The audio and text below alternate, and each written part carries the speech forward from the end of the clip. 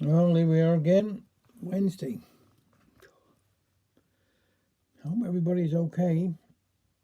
Oh, the time, evenings are pulling in now, aren't they? Mornings are getting a bit darker, but there we are. I think next week, sometime in September, children go back to school, don't they? It'd be good for them, really. Get a bit of stability and a bit of normality back to all of us. We'd go shopping early in the mornings now, a bit better for us. Anyhow, this here one is, about going hairdressers. Not me, because I don't need much done at the moment, but...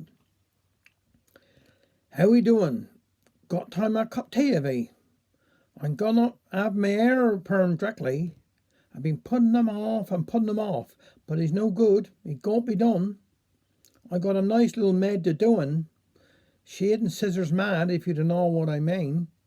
You've got to watch some of them, because if they just say you want to trim, they don't know when to stop, and you'd have come out scalped. Remember they own perms. Good, wouldn't they? Which twin has the Tony? Remember, do I used to do them for mother. Then in between times I used to set her hair in pin curls. Oh, they dinky curlers. Like little miniature tongs with clips on them. Hard as nails if you left them in overnight. But we never used to take no notice, did us? And we used to use powder shampoo you had mixed up with hot water. And then I'd get dollop of satin lotion. I know, years ago Jack was working away, and I thought for a bit change I'd have a few blonde highlights put in me hair for when he'd come home.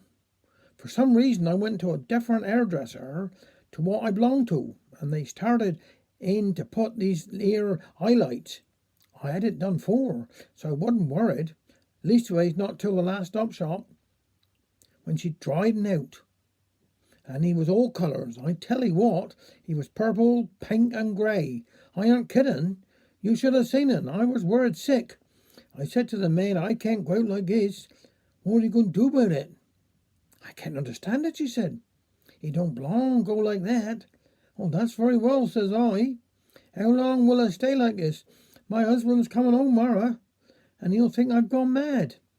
Keep washing them, she said. At least they should tone the colour down. I was frantic.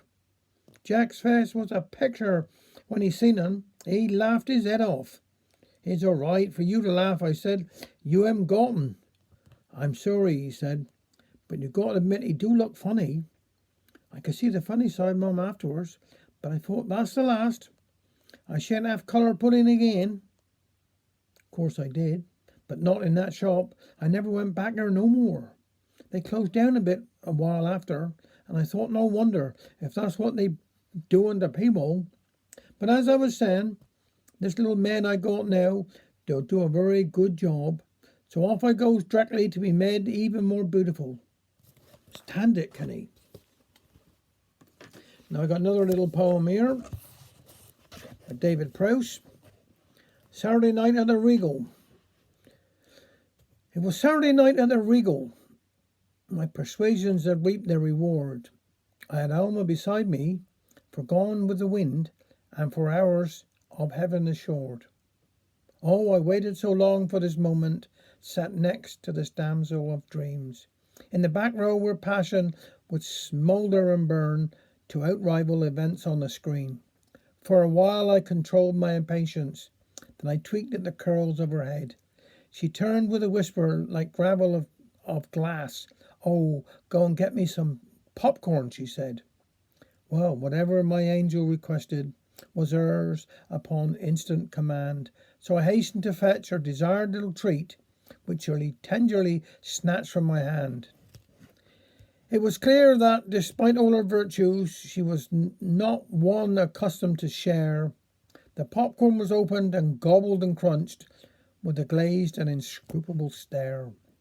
Good film, I remarked, leaning closer, but her mouth was too busy to speak. I was tempted to kiss her, but she couldn't keep pace with the rise and the fall of her cheek. Oh, Alma, I said, you're so lovely, as she cleaned out the bag with a lick. You what? She was deaf to all thoughts except one. I could do with a drink on a stick. By the time they cremated Atlanta, sheer habit dictated my route. Whole armies could march on what Alma consumed, and provisions their horses to boot. So the drain on my funds was relentless, even until even my bus fare was gone. In the film, warring factions were dropping like flies, but Alma, like Scarlet, whined on. At the end of it all, I decided Rhett Butler was my kind of man. I'm hungry, she moaned. Alma, dear, I intoned. Quite frankly, I don't give a damn. Thank you very much. Take care.